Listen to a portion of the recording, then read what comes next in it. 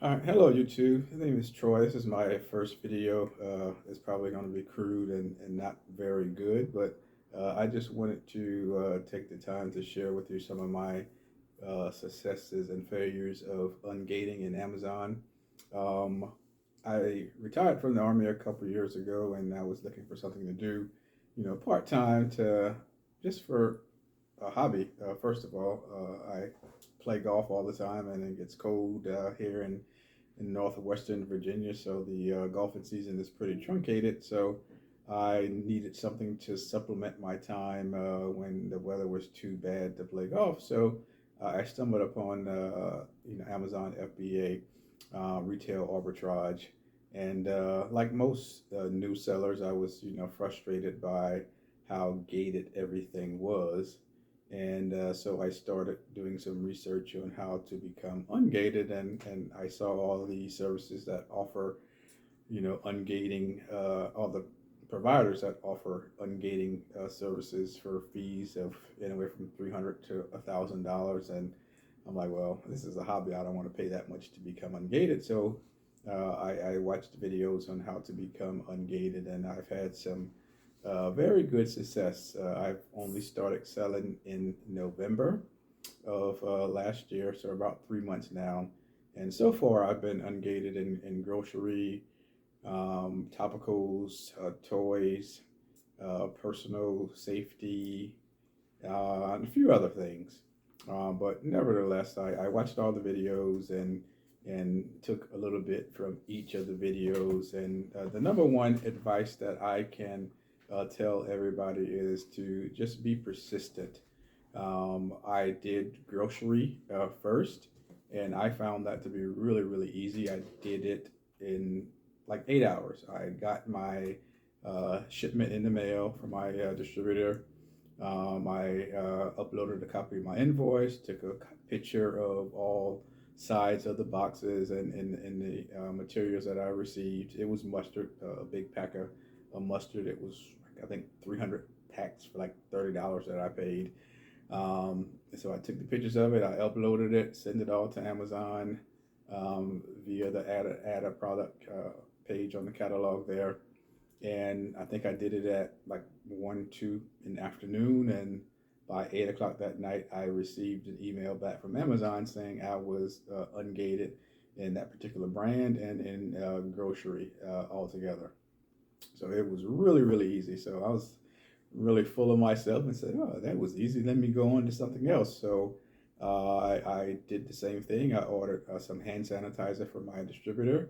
It was, I think you had to order 12, 10, excuse me. I ordered 12 just to be on the safe side. I received them, took the picture of the items, did everything I did for grocery, and was denied. And I can't figure out why I was denied. They told me that the pictures weren't uh, live pictures, they were off of the internet when that wasn't the case. I think they told me that um, okay. Yeah, I was kept getting denied when I tried to do personal safety and household, when I tried to do other ungating topics on Amazon FBA.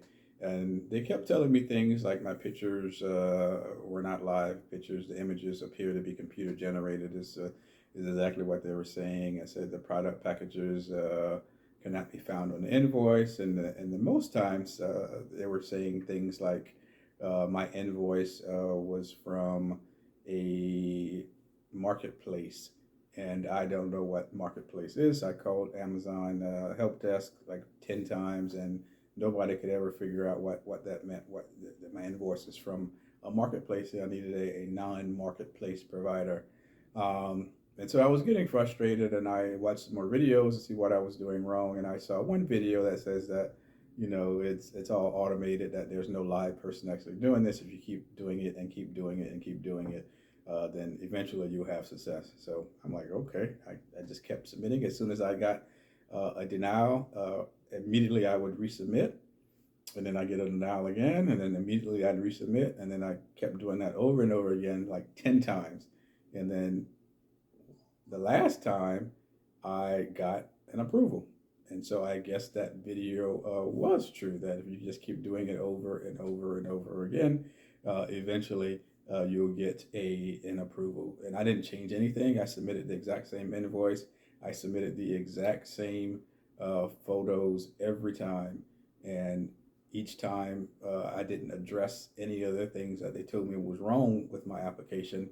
I just resubmitted it, and I was approved for that brand, and for that category altogether. And so I moved on to the next one, and same thing. I got denial after denial after denial after denial after denial, and then finally I got an approval. And so each time I didn't change anything, I just kept resubmitting it. So, it's just being persistent.